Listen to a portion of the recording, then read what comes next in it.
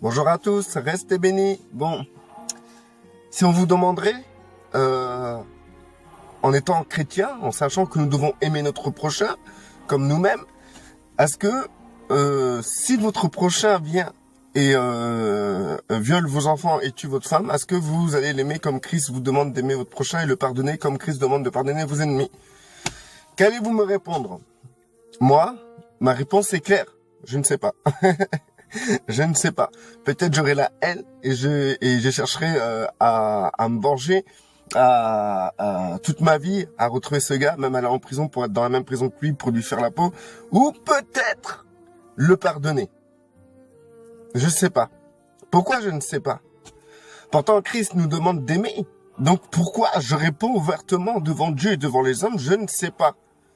Je ne sais pas. Parce que je n'ai pas vécu cette situation. Et tant que nous vivons pas une situation, nous ne pouvons pas savoir comment nous allons réagir. Et cela concerne toutes les situations qui sont au monde.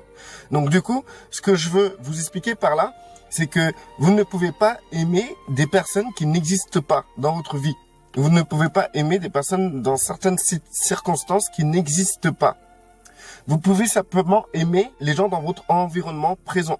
C'est-à-dire, dans une journée, vous allez voir des gens, vous allez entendre des gens peut-être au téléphone, vous allez communiquer avec des gens à travers Internet. Dieu vous demande, dans cette journée, pas demain ni hier, d'aimer ces personnes, de prendre soin de ces personnes. Chaque personne que vous allez rencontrer sera l'épreuve dans laquelle vous allez comprendre si vous êtes capable d'aimer ce que Dieu vous met sur votre chemin aujourd'hui. Et hier, c'est trop tard. Si vous avez chaud, vous pouvez demander pardon à Dieu. Demain, ça n'existe pas. Demain, n'existe aucune personne que vous devez aimer. Vous savez pas qui vous allez croiser. Vous savez pas à qui vous allez communiquer. Vous savez pas qu'est-ce qui va vous arriver. Donc c'est un total imaginaire. Si je vous pose cette question, est-ce que vous pouvez aimer toutes les personnes que vous allez croiser demain? Vous allez me dire, bah ouais, attends, on est chrétiens. Hein. Moi je vous répondrai, je ne sais pas. Parce que je ne sais pas qui je vais croiser demain et si demain je serai capable d'aimer ces gens-là. Tout simplement. Peut-être ce fameux violeur ou ce fameux tueur, je le rencontrerai demain. Je sais pas. Si je te dis oui maintenant, c'est un coup que demain je deviens le pire des vengeurs. Le justicier masqué, quoi, tu vois. Donc du coup, c'est pour ça que je tiens à vous dire que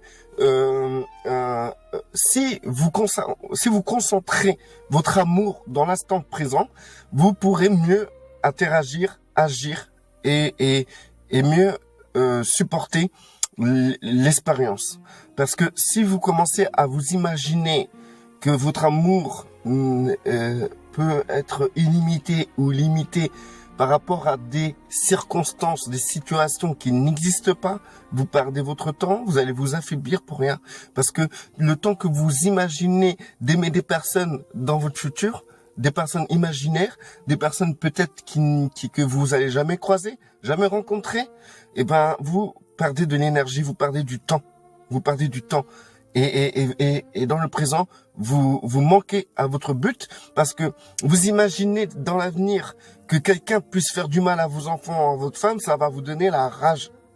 Parce que vous n'êtes pas, premièrement, dans cette circonstance, dans cette situation, ce n'est qu'une pensée et chaque pensée génère des émotions. Donc, automatiquement, vous allez commencer à être un peu rageux. Et donc, dans le présent, ce que ça va donner, c'est que vous allez être douteux, méfiant envers votre prochain. Parce que vous avez créé en vous un instinct de survie qui va se développer dans un comportement qui est le rejet de l'autre, de peur qu'il arrive quelque chose à votre femme ou à vos enfants.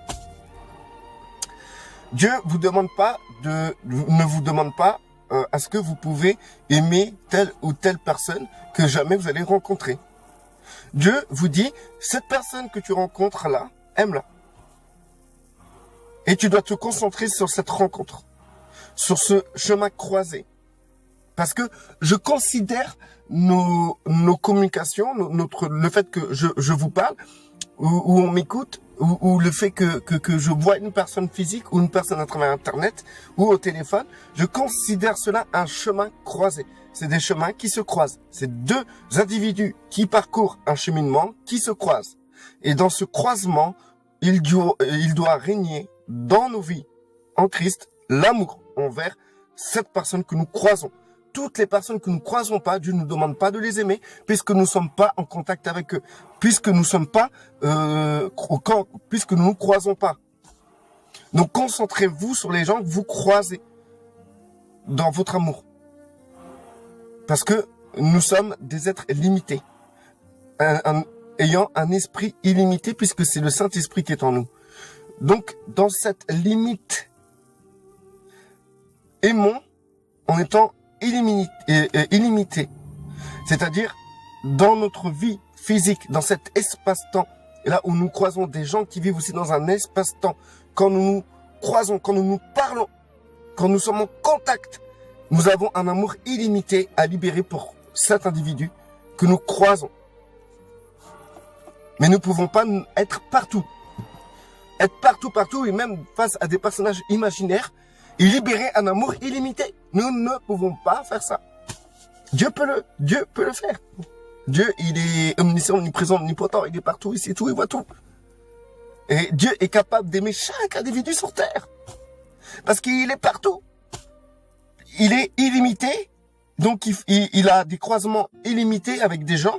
Tous les jours, en une fraction de seconde, il contacte plus de 60 milliards de personnes. Je sais pas si on est 60 milliards sur Terre. C'est un peu trop exagéré. Faudrait que je me cultive sur ça. il peut croiser, on va dire, sur une fraction de seconde, il peut croiser dans son illimité à travers les prières des gens, à travers lui quand il communique aux gens. Il y a un croisement entre Dieu et les gens. Ce qui est Dieu et les gens, quand ils veulent venir vers Dieu, il se passe un croisement où Dieu peut donner un amour illimité, une passion illimitée envers ces âmes qu'il croise à travers la prière, à travers la pensée des personnes. Rien que tu penses à Dieu, tu croises Dieu. C'est hallucinant. Et même quand tu penses pas à lui, tu croises Dieu puisque lui pense à toi. Donc du coup, c'est magnifique. Et tous les habitants de la terre, il est capable d'aimer en illimité tous les habitants de la terre. Nous, on n'est pas capable de faire ça. Nous sommes simplement capables d'aimer ce que nous croisons chaque jour. Simplement. Nous sommes responsables de ce que nous croisons. Responsables de libérer cet amour illimité qui est à travers le Saint-Esprit. Cet amour qui vient du Père et que Christ nous a transmis à travers son sacrifice et sa résurrection.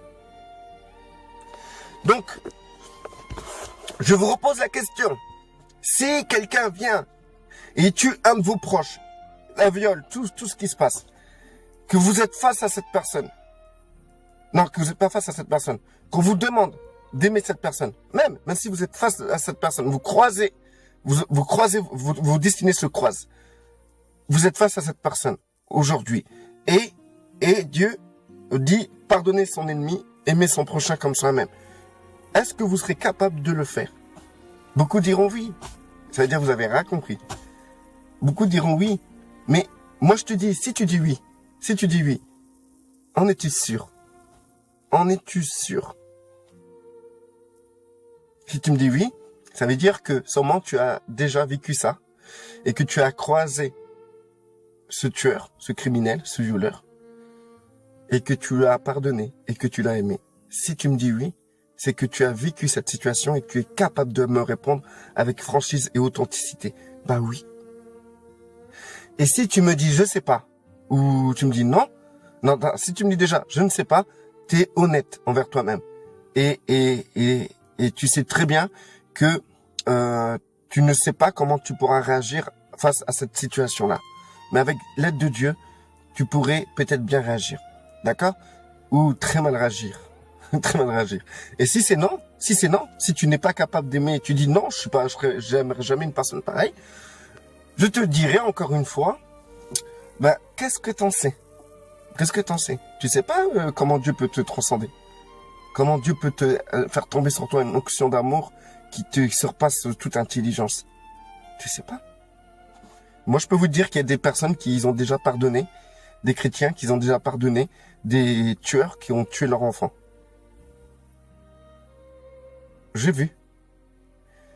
Et ces chrétiens-là ne sont pas plus que nous. Simplement, ils ont reçu une onction venant de Dieu pour pouvoir surpasser cette force de colère et de haine et de tristesse. Parce que humainement, c'est pas possible. Donc, ne vous prenez pas la tête de vous dire, moi, je suis pas capable d'aimer, selon votre pensée, votre illusion de votre avenir, des gens imaginaires. Si vous vous imaginez dans telle situation, vous vous dites, moi, je serais pas capable d'aimer, vous en savez rien.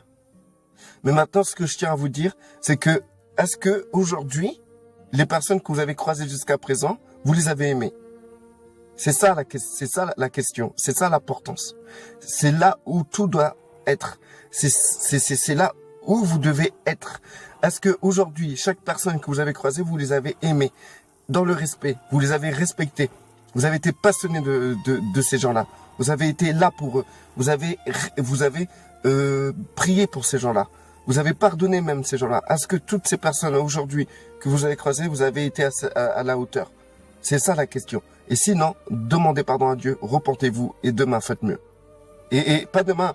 À partir de cette conscience-là, vous allez sûrement encore croiser des gens. Alors appliquez-vous.